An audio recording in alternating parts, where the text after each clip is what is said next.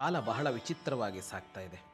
ಯಾರು ಯಾರ ಬಗ್ಗೆ ಬೇಕಿದ್ದರೂ ಏನನ್ನಾದರೂ ಸುಲಭವಾಗಿ ಆಡಿಬಿಡಬಹುದು, ಅದರಲ್ಲೇನೂ ತಪ್ಪೇ ಇಲ್ಲ ಅನ್ನುವ ತರಹದಲ್ಲಿ ಕಾಲ ಸಾಗ್ತಾ ಇದೆ.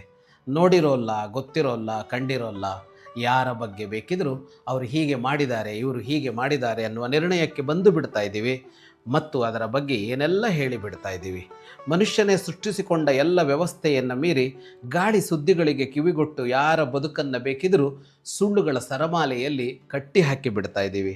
ರಾಮಾಯಣ ಒಂದು ಮಾತು ಹೇಳುತ್ತೆ, ಶತಮಶ್ವಾಂಧೃತೆ ಹಂತಿ ಸಹಸ್ರಂತು ಗವಾಂಧೃತೆ ಆತ್ಮಾನಂ ಸ್ವಜನಂ ಹಂತಿ ಪುರುಷಾಂಧೃತೆ. ಇದು ಲಕ್ಷ್ಮಣ ಹೇಳುವ ಮಾತು.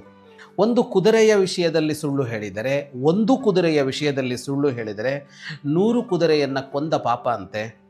ಒಂದು ಗೋವಿನ ವಿಷಯದಲ್ಲಿ ಸುಳ್ಳು ಹೇಳಿದರೆ 1000 ಗೋವನ್ನು ಕೊಂದಂತೆ ಅಂತೆ.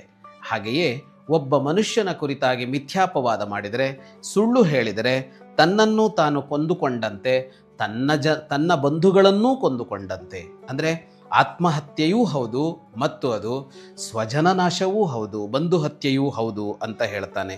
ಇನ್ನೊಬ್ಬರ ಕುರಿತು ಮಾತನಾಡುವಾಗ ಯಾರೋ ಯಾರ ಬಗ್ಗೆಯೋ ಹೇಳಿದ್ದನ್ನು ಸಾರಾಸಗಾಟಾಗಿ ನಂಬುವಾಗ 100 ಬಾರಿ ಅಲ್ಲ 1000 ಬಾರಿ ಯೋಚಿಸೋಣ. ಶುಭಂ ಭೂಯಾತ್. ಪಂಚಲೋಹದ ಪ್ರಣವನಾದ ಘಂಟೆಗಳು ಹೃದಯಾಂತರಾಳದಲ್ಲಿ ಅನುರಣಿಸುವ ಚಿರಂತನ ಮಂಗಳ ನಾದವೇ ಪ್ರಣವ. ಸಾಧಕನ ಶ್ರೇಷ್ಠ ಸಾಧನ ಪ್ರಣವನಾದ ಘಂಟೆಗಳು. ಇಂದೇ ಕರೆ ಮಾಡಿ 80501 24365.